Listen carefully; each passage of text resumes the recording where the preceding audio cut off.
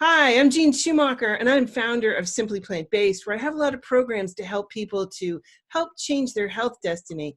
And today I have the privilege of connecting with Eric Adams, who is the Brooklyn Borough President and currently running for mayor of New York City. And he has changed his health destiny and now shares it in his new book, Healthy at Last. Eric, thank you so much for taking the time to be with me here today. Thank you, Jane. It's good seeing you again. And the name of your podcast, Simply Plant Based, is so powerful because it's amazing how we have taken things that are simple and made them complicated, and things that are complicated, we made them appear simple. Right.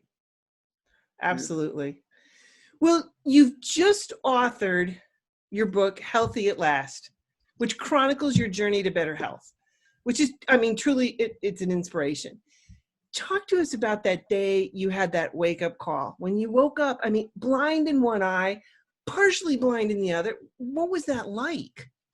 It was, just a feeling that you really can't put into words, because to see your life just shift in one night. You go to bed doing things as you consider them to be normal, and you wake up and you come to the realization that you have a new norm. And I didn't have any idea of what I was dealing with. And your body does not simply break down instantly. And we need to understand that. You don't get a heart attack instantly. You don't lose your sight. You don't have kidney failure instantly. It is an accumulation of your body sending you signals that you are poisoning yourself, and you need to take your body into consideration. And when you start losing your sight, having limb amputation, kidney dialysis, and heart attack, it is because the body said, I can't take it anymore. And that's what happened to me. I was ignoring some of the basic signs, the tingling in my hands and feet. I thought it was nerve damage from playing football, the discomfort in my stomach, the lethargic feeling, all of those things that we normalize. And it was only that day that I realized I hit the brick wall, and really it was about making some tough decisions that turned out to be easy and some of the best decisions I've ever made. Wow. You went to the doctor after this. You had high A1C. You were diagnosed with an ulcer, type 2 diabetes, and your family is plagued with diabetes, high cholesterol, heart disease. And your doctor told you that you would have diabetes for the rest of your life, like everybody else in your family. What made you not accept this? That's a great question. And I think what happened to me happens to us all. The difference is that my inner voice spoke to me and I didn't ignore it. I went to the computer that night after seeing the fifth doctor. I went to 5 different doctors that were experts. And they all told me that, Eric, is hereditary. You're going to be on insulin the rest of your life. And after that 5th doctor, I sat down at the computer and I said, you know what? I'm not a doctor, but I'm an ex-cop. I know how to do investigations. And you know what? I know how to read. And so instead of looking at all the pamphlets and the medicine that they gave me, I didn't look at living with diabetes. I made one word change, Gene. I typed in Google reversing diabetes. And that took me on a different pathway. It took me to looking at some of these great medical experts that are saying, in many cases, we could reverse our chronic diseases. And that is what I started to do. Well, that's kind of similar. My husband had MS. And instead of going to the MS website and you go and you look on that, it says how to live with MS. We didn't want to live with MS. Right. Just saying. Right. Anyway, you mentioned in your book that you were going to a family event and your mom forgot her meds and you wanted to go back and get them like a good son. Kudos there. But your mom just yelled out to the crowd, anybody got diabetes medicines here? And everybody started shaking their pill boxes. And it seemed like this is the new normal, not just for you, in your family, but it seems to be the new normal for everybody. What made you not accept this whole idea of a life sentence of poor health? And and I talk about that in the book as well, Healthy at Last. And watching, my heart was so heavy. It was actually at the funeral of my mom's sister.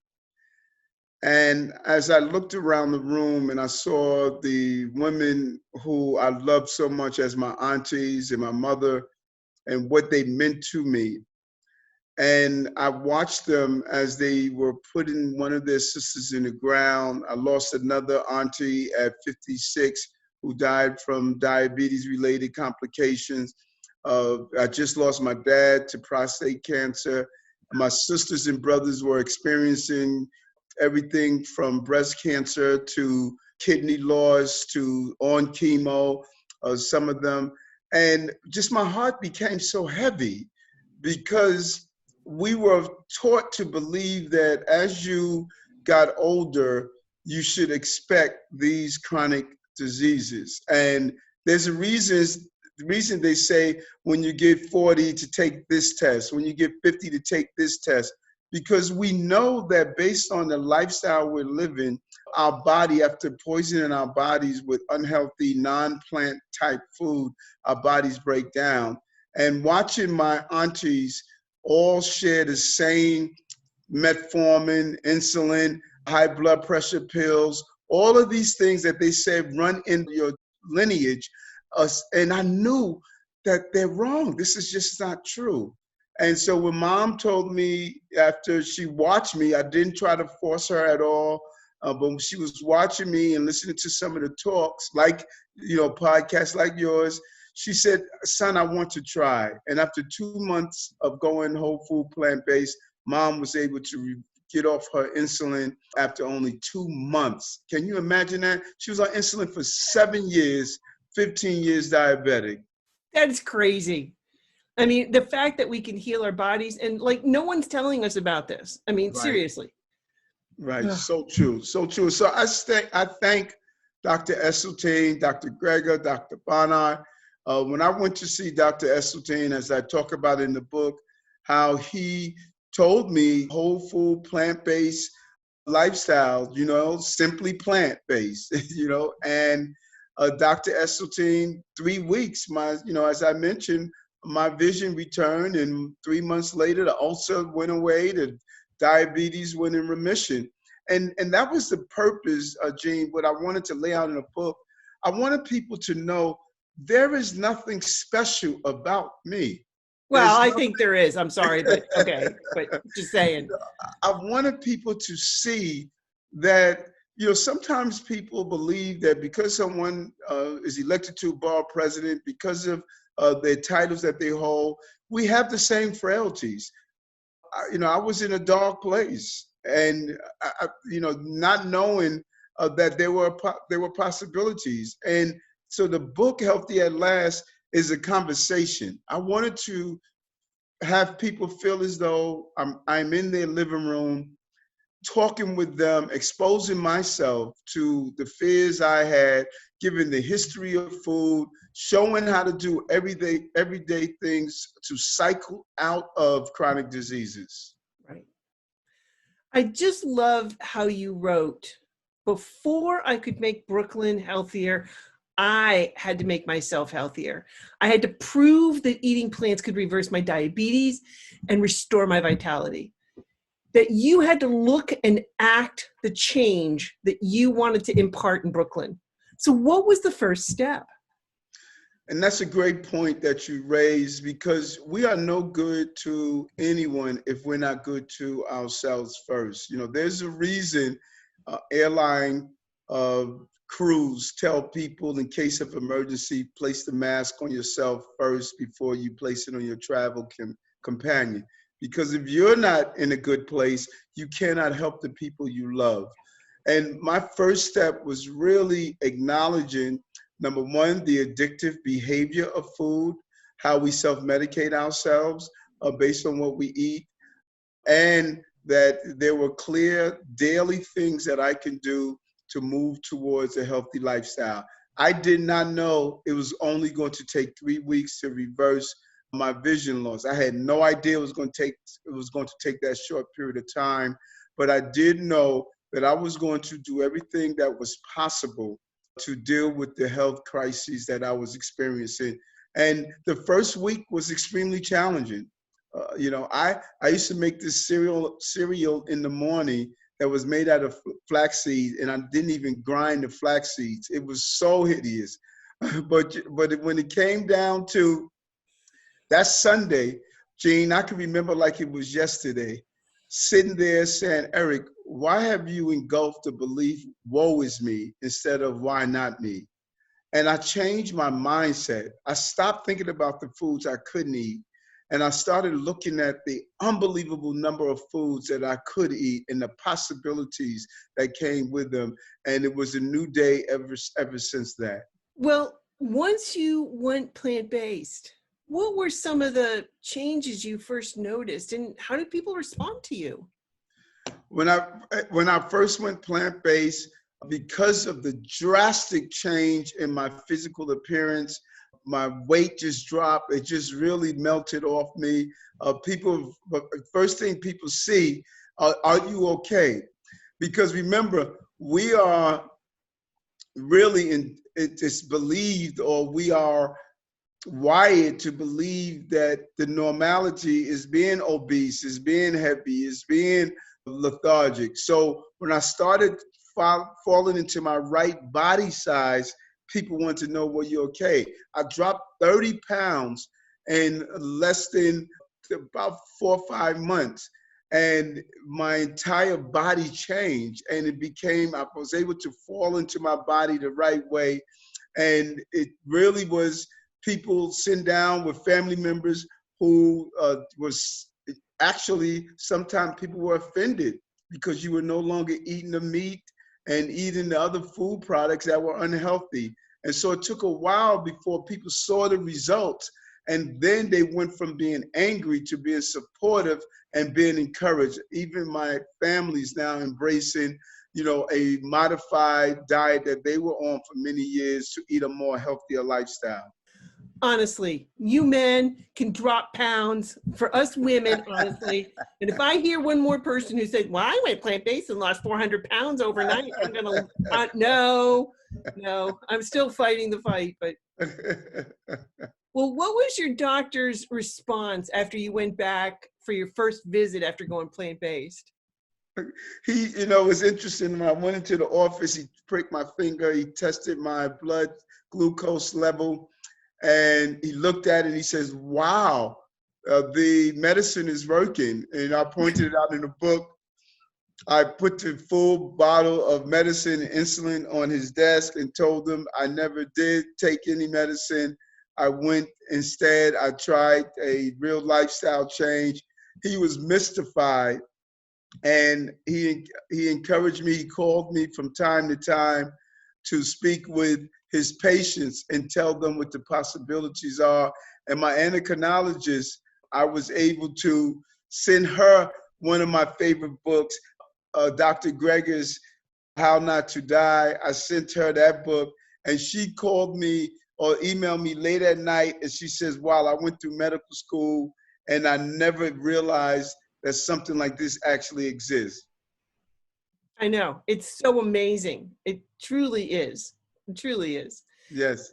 You have been making good on your promise. You made a promise to Dr. Esselstyn that if you healed yourself, that you would bring good health to your constituents. So what have you been able to accomplish so far? We have been doing some amazing things, and it is as though I received a new lease on life. And when you get a new lease on life, you want to use your service on earth in the correct way. We have been able to move and get Meatless Mondays in schools, get the city to move away from purchasing processed meat, serving into our city system where we're feeding people Meatless Mondays in our hospitals. We have an amazing program at Bellevue Hospital where we do lifestyle medicine to look at reversing chronic diseases. Over 700 people on the waiting list. Over 200 people were enrolled. And we're really moving the conversation forward. Even this book, Healthy at Last, all the proceeds are going to starting health ministries where people can get the faith and support that they need as they try to cycle out of lifestyle. I want people to know your health crisis is not based on your DNA. I say it over and over again, it's based on your dinner. And we want to show that you can eat a healthier dinner and you could have a healthy DNA in the process. That is one of my favorite phrases of yours, honestly, that DNA is not responsible for these frightening health statistics that you talk about in your book. And it's your dinner. I mean, so what future plans do you have up your sleeve to help promote this whole food, plant-based lifestyle? It is so important to us now that we're really going to say to our city and cities across America, what a person places on his or her grill in their backyard is up to them. But government should not be feeding the crisis. Everywhere we are feeding people, we should feed them healthy meals. Right. So we gave out millions of meals during coronavirus. This was an excellent opportunity for us to serve and introduce people to good tasting healthy meals. We lost that opportunity. My goal is to really have a city where we do not feed crises, we reverse crises. And on the dime of taxpayers, if it's in our health and hospital system, our schools, our child protected custody and services, any place that we're feeding people in homeless shelters, we should be feeding good tasting, healthy meals. And that is my push, that we should move to a place where New Yorkers don't feel as though they have to live with diseases, but that they can live a healthy lifestyle. That is awesome. And honestly, I truly hope you win in the elections coming up. And I just want to say, for all the people out there, thank you so much for all your accomplishments in the city and of course in the borough. I mean, and I know that when you become mayor of New York City, you're going to be able to do even more. So all the best on your campaign. Thank you so much, Jean. Always good talking with you. Take care.